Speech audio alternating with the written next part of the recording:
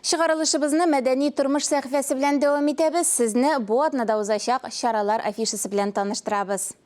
Хәерле иртә. Эфирдә мәдәни тормыш сәхифәсе сезнең белән мин Динә Нишметдинова. Сез яратып өлгергән хәрәкәттә бәрәкәт проекты үз эшен дәвам итә.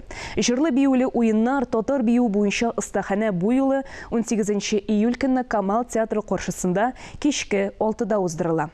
Кичләрен вакытыгызны балаларыгыз белән бергә Калейдоскоп паркында уздыра аласыз.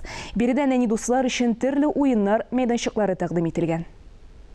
Ислам мәдәнияты музеенда Коръән сүзе гүзәллеге күргәзмәсе дәвам итә. Биредә Россиянең төрле төбәкләреннән Төньяк һәм Үзәк Африкадан, Мисырдан, Урта Азиядан, Кытайдан килгән Коръәннең фото сүрәтләре тәкъдим ителгән.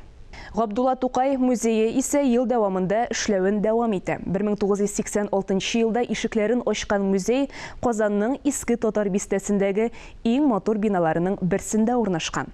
Экспозиция Тукайның тормыш юлын һәм иҗатын чагылдыра.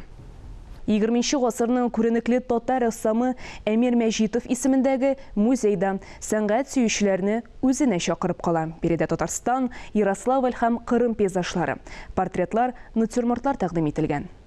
Легендар җырчы Әлфия Абзалова исемендәге музейда җыр-моңга гашык кешеләрне үзенә чакырып кала. Биредә легендар шәхесебезнең җырларына сакланып, костюмнарын күреп, иҗат улы белән тагын да якынрак танышырга мөмкин. Казанда урнашкан Каюм Насырый музеена рәхим итегез.